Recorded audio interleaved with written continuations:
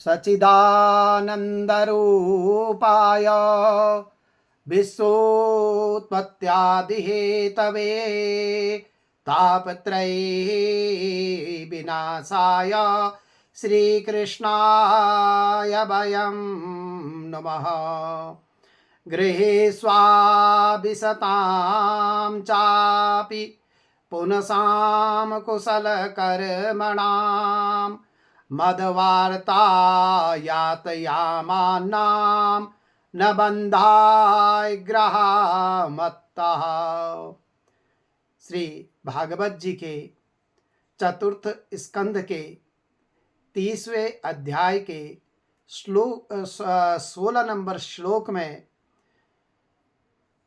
कह रहे हैं सुखदेव गोस्वामी, जो लोग भक्ति के शुभ कार्यों में लगे होते हैं वे यह भली भांति समझते हैं कि पूर्ण पुरुषोत्तम भगवान ही समस्त कर्मों के परम भोक्ता हैं। अतः जब भी ऐसा व्यक्ति कोई कार्य करता है तो कर्म फल भगवान को अर्पित करता है और भगवान की कथाओं में व्यस्त रहते हुए ही सारा जीवन बिताता है। मेरे प्रभु के नाम में, जप में, भजन में और मेरे प्रभु की कथाओं में ही वह व्यक्ति अपने संपूर्ण जीवन को व्यतीत कर देता है। ऐसा व्यक्ति गृहस्थाश्रम में रह करके भी कर्म फल से प्रभावित नहीं होता है। अर्थात सामान्य परिवार में रहते हुए व्यक्ति सकाम कर्म में अत्यधिक आसक्त रहते हैं। हम सांसारिक लोग संसार के कर्मों में ही आसक्त रहते हैं, अर्थात वह अपने कर्मों के फल को भोगने का प्रयास करता है। अर्थात जो हम इस संसार में कर रहे हैं उसका भोग स्वयं भोगें। किंतु जो मेरे प्रभु का भक्त है, जो मेरे गोविंद का भक्त है, वह जानता है कि मेरे गोविंद ही परम भोक्ता तथा स्वामी हैं, अर्थात वही सब कुछ है। भोक्तारम यज्ञ तपसाम सर्वलोक महेश्वरम।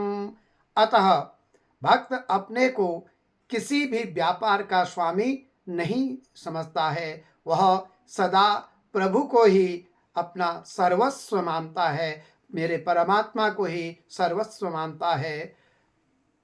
वो अपने सारे व्यापार, अर्थात व्यापार से तात्पर्य यहाँ पर कर्म से है, जो भी कर्म करता है फल परमेश्वर को ही अर्पित करता है। जो व्यक्ति इस तरह से अपने परिवार, अपने बच्चों के बीच में रहता है वह कभी भौतिक जगत या भौतिक संसार के कलमश से प्रभावित नहीं होता। इसकी पुष्टि श्रीमद् भगवत गीता में भी भगवान कह रहे हैं। 3 अध्याय के 9वें श्लोक में भगवान कहते हैं, यज्ञार्थ कर्मणो अन्यत्र लोको अयम कर्म बंधना तदर्थम कर्म कौन्तेय मुक्त संगा समाचर। जो व्यक्ति अपने कर्मों के फल भोगना चाहता है वह कर्म फल से बंध जाता है, किंतु जो व्यक्ति फल या लाभ को भगवान को अर्पित कर देता है वह उनसे नहीं बचता है। सफलता का यही रहस्य है कि हम कर्म फल जो है परमात्मा को सौंप दें। सामान्यतः कर्म फल से मुक्त होने के उद्देश्य से ही लोग इस गृहस्थ आश्रम को छोड़ करके संन्यास आश्रम को ग्रहण करते हैं। जो व्यक्ति अपने कर्म के फल को ग्रहण नहीं करता है, परमेश्वर को सर्व समर्पण कर देता है, अर्पित कर देता है, वह निश्चित रूप से मुक्त अवस्था में ही रहता है। वह ग्रस्त होकर के भी, घर में रह कर के भी सन्यासी ही कहलाता है। ये सामान्य बात नहीं है कि हम वस्त्र बदल दें, भेष बदल दें, लेकिन हमारा परिवेश न बदले, हमारी भावनाएं न बदले, हमारी विचारधाराएं न बदले तो भेष बदलने से कोई लाभ नहीं होता है। जो व्यक्ति अपने जीवन धन, वाणी, बुद्धि तथा अपने पास जो कुछ भी है उस सब से भगवान की ही सेवा में लगा रहता है, वह हर अवस्था में मुक्त ही मुक्त होता है या मुक्त ही कहलाता है। ऐसा मनुष्य जीवन मुक्त कहलाता है जिसने सब कुछ अपने प्रभु को अर्पित कर दिया हो। अपने जीवन, धन, वाणी, बुद्धि और अपने पास जो कुछ भी संसार में उपलब्ध है, जो हम भगवान को अर्पित कर देते हैं, तो वह व्यक्ति जीवन मुक्त ही कहलाता है। जो व्यक्ति मेरे प्रभु की भक्ति से रहित होकर के भौतिक जगत के कार्यों में लगे हैं, वे भावबंधन में अधिक फंस जाते हैं, अर्थात उसको अधिक से अधिक बंधन हो जाते हैं। उन्हें अपने सारे कर्मों के फलों को अवश्य ही भोगना पड़ता है। और इस प्रकार से भक्तगण प्रभु का ही चिंतन करते हैं। वे कृष्ण गोविंद के लिए ही कर्म करते हैं, प्रभु के लिए ही कर्म करते हैं, उन्हीं के लिए भोजन करते हैं और उन्हीं के लिए जल पीते हैं और उन्हीं के लिए जिसको निद्रा है। इस प्रकार से प्रत्येक वस्तु को अपने प्रभु की सेवा में जो लगा देते हैं, अर्थात भगवान कृष्ण की, मेरे गोविंद की सेवा में जो पूरा जीवन लगा देता है, ऐसे मनुष्य को भौतिक कलमश से वह व्यक्ति दूर हो जाता है। और इस प्रकार से प्रत्येक वस्तु को मेरे प्रभु अर्थात भगवान की सेवा में अर्पित कर सके और उसके लिए भौतिक जगत का परित्याग जो है भारी भूल होगी। अर्थात हम भौतिक जगत का परित्याग से तात्पर्य है कि गृहस्थ आश्रम को छोड़ करके यदि साधु संत भी बन जाते हैं, सन्यासी बन जाते हैं, लेकिन हमारे जीवन, हमारी वाणी, हमारा धन, हमारी बुद्धि जो कुछ भी है, यदि वह प्रभु को अर्पित नहीं है, तो ऐसा भेष बदल करके कोई लाभ इस जगत में नहीं है। इसलिए शास्त्र कहते हैं कि तुम अपना भेष मत बदलो, बल्कि अपना परिवेश बदलो, अपना बुद्धि बदलो, अपने विवेक को बदलो, और ये जगत में मेरे गोविंद के अलावा कुछ भी यथार्थ है ही नहीं। जो कुछ है वो मेरे परमात्मा का ही है। भौतिक जगत का परित्याग ऐसे नहीं करना चाहिए। भौतिक जगत में, पारिवारिक जीवन में, सांसारिक जीवन में तथा अपने परिवार में रह करके भी जिसने अपने संपूर्ण जीवन को प्रभु को अर्पित कर रखा है, वही पक्का साधु है, वही संत है। भक्त को चाहिए कि किसी प्रकार की कोई भी वस्तु भगवान की ही सेवा में लगाए। जो भी वस्तु उसे प्राप्त होती है वो केवल अपने प्रभु की सेवा में लगाए। हम भोजन भी कर रहे हैं तो अपने भगवान को भोग लगा रहे हैं, हम जल भी पी रहे हैं तो अपने प्रभु को जल अर्पित कर रहे हैं, क्योंकि प्रत्येक वस्तु का संबंध मेरे गोविंद से है, मेरे प्रभु से है, मेरे कृष्ण से है। यही जीवन का असली उद्देश्य है और सफलता का रहस्य भी यही है। तस्माद् सक्तः सततं कार्यं कर्म समाचर, असक्तो ह्याचरन् कर्म परमाप्नोति पुरुषः।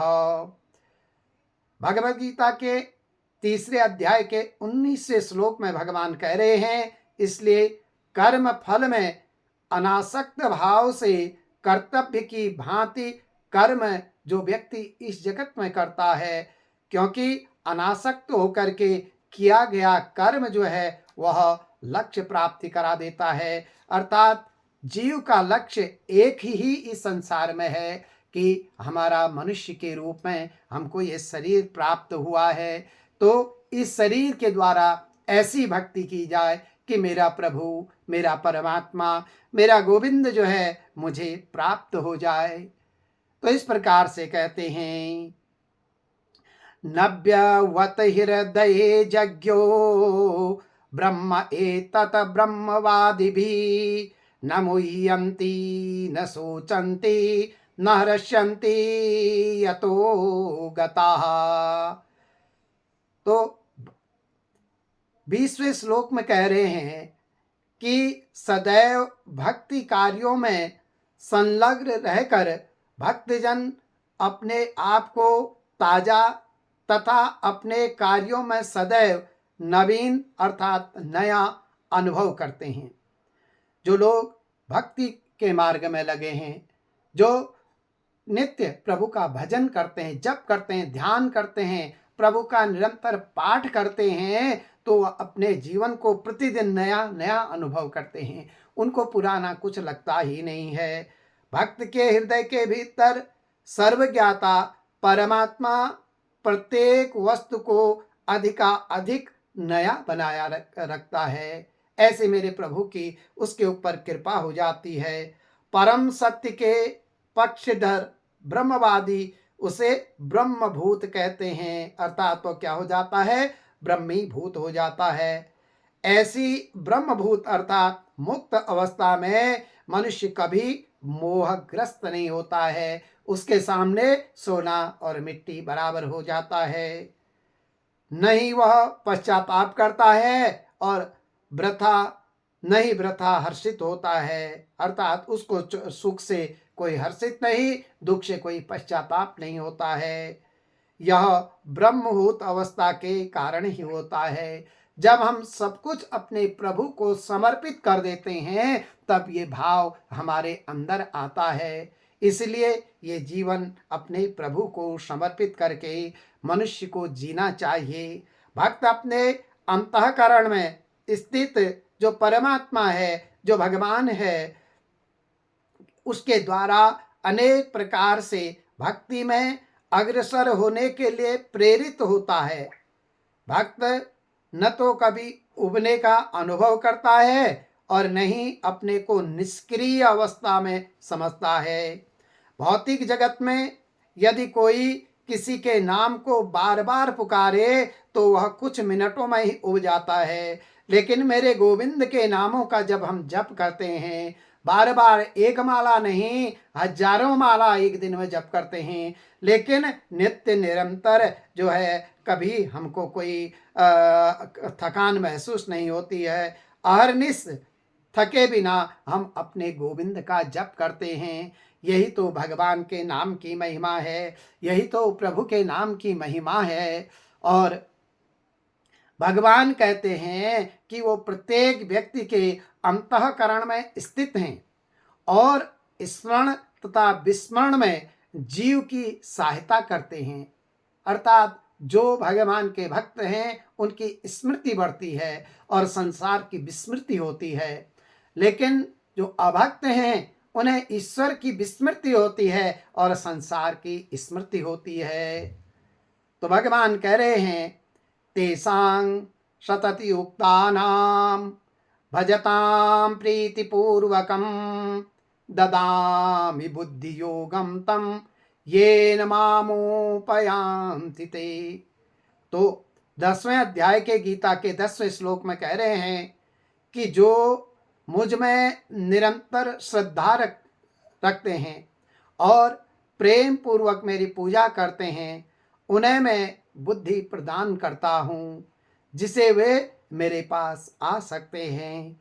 अर्थात जब हमारे अंदर ऐसी बुद्धि हो, ऐसा विवेक हो कि वो बुद्धि विवेक भी हमें परमात्मा के द्वारा ही प्राप्त होता है, तो जब वो बुद्धि विवेक हमें प्राप्त होता है तभी हम भगवान की शरण में जा सकते हैं।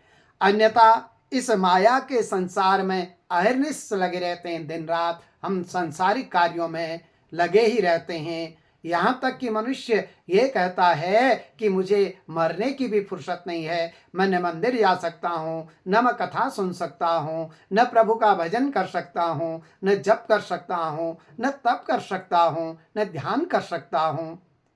ऐसी भावना हम सांसारिक मनुष्यों में आ जाती है।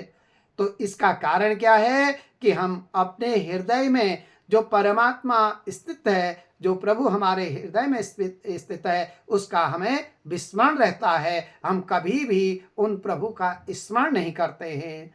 जो लोग इस परमात्मा का नित्य निरंतर स्मरण, भजन, जप तप, ध्यान, कथा के द्वारा और भजनों के द्वारा स्मरण करते हैं, वह सत्य सदा ही नवीनतमता उनको प्राप्त होती है और प्रभु को प्राप्त करने के लिए एक अलग सा मार्ग भगवान के द्वारा बुद्धि उन्हें प्राप्त होती है और वह मनुष्य ईश्वर को प्राप्त हो जाता है, प्रभु को प्राप्त हो जाता है। क्योंकि ये कलिकाल धर्मशास्त्रों के हिसाब से बहुत ही सुगम है।